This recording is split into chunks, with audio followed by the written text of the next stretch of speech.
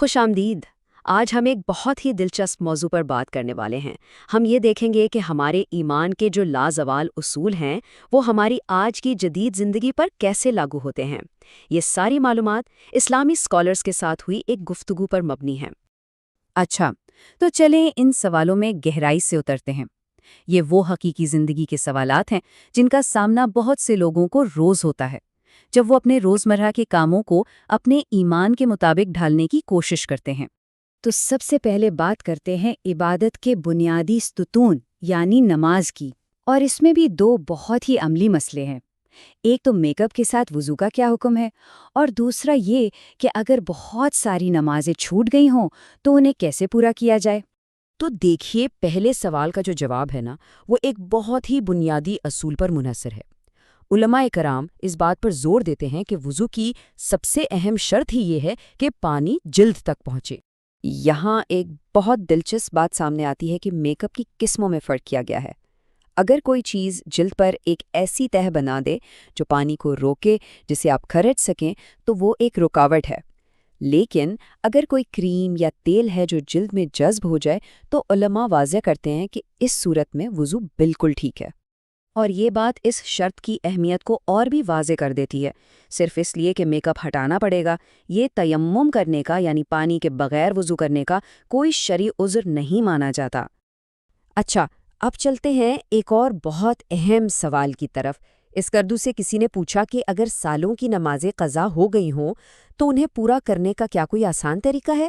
تو علماء نے اس کے لیے ایک بڑا عملی طریقہ بتایا ہے۔ دیکھیے، اس کا بنیادی خیال یہ ہے کہ نماز کو صرف اس کی لازمی یعنی واجب حصوں تک محدود کر دیا جائے۔ اس سے قضا نمازیں پڑھنے کا عمل بہت آسان ہو جاتا ہے اور نماز کی شرعی حیثیت پر بھی کوئی فرق نہیں پڑتا۔ نماز کے بعد اب بات کرتے ہیں کھانے پینے کے معاملات کی، خاص طور پر حلال کھانے کا جو پیچیدہ مسئلہ ہے، اور ساتھ ہی روزے سے جڑا ایک بہت ہی سیدھا سا سوال۔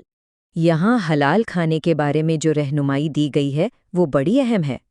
اگر بیچنے والا مسلمان ہو تو ہم حسن ظن سے کام لیتے ہیں، یعنی اچھا گمان رکھتے ہیں، لیکن اگر گوشت بیچنے والا غیر مسلم ہے تو پھر اطمینان کرنے کی ذمہ داری خریدنے والے پر آ جاتی ہے۔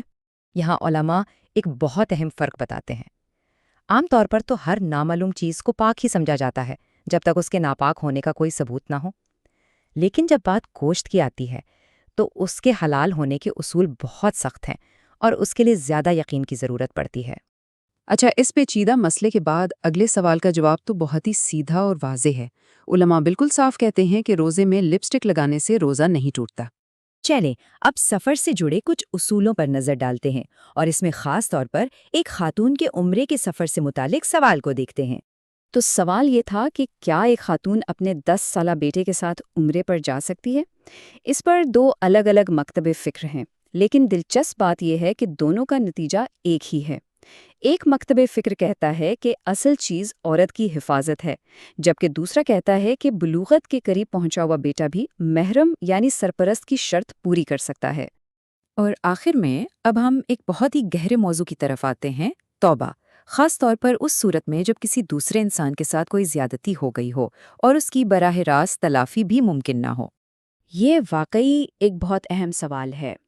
اللہ سے تو توبہ کی جا سکتی ہے، لیکن اس وقت کیا کیا جائے جب کسی دوسرے انسان کا کوئی حق ہمارے ذمے ہو، چاہے وہ مالی ہو، جسمانی ہو یا پھر کسی کی دل آزاری کی ہو؟ علماء دوسروں کے حقوق کو 3 حصوں میں بانٹتے ہیں، اور ان میں سے ہر ایک کے لیے پہلا قدم ہمیشہ یہی ہوتا ہے کہ جس شخص کا حق ہے اس سے معافی مانگنے کی کوشش کی جائے، اور اگر ہو سکے تو اس کا ازالہ کیا جائے۔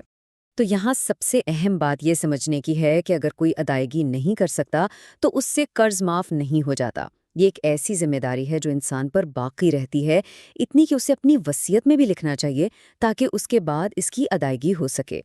لیکن اگر تلافی کا کوئی راستہ نہ بچے تو پھر یہ راستہ اختیار کرنا چاہیے، جس کے ساتھ زیادتی ہوئی اس کے لیے مسلسل دعا کریں، اس کی بھلائی مانگیں، اپنے نیک کاموں کا ثواب اس شخص کو بخش دیں، اور پھر اللہ کی رحمت پر بھروسہ رکھیں کہ روز قیامت وہ آپ کی سچی توبہ کو دیکھ کر زیادتی سہنے والے کو اپنے پاس سے بہترین اجر دے کر راضی کر دے گا اور آپ کو بھی معاف فرما دے گا۔ تو اس پوری گفتگو سے یہ بات سامنے آتی ہے کہ ہر حکم اور ہر اصول کے پیچھے گہری حکمت چھپی ہوتی ہے، اور یہ ہمیں سوچنے پر مجبور کرتی ہے کہ ہم اپنی زندگی کے روزمرہ فیصلوں میں ان اصولوں، دوسروں پر اعتماد اور اللہ کی وسیع رحمت کے درمیان توازن کیسے قائم کرتے ہیں۔